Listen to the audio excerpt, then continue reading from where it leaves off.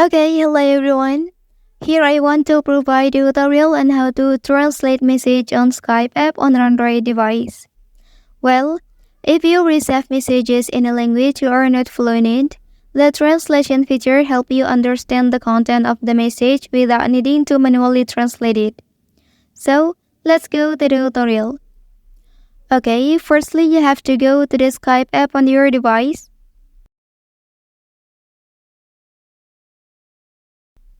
Well, after that, select the conversation and long press on the message you want to translate. Okay, lastly, click Translate option here. Okay, so now the message is successfully translated.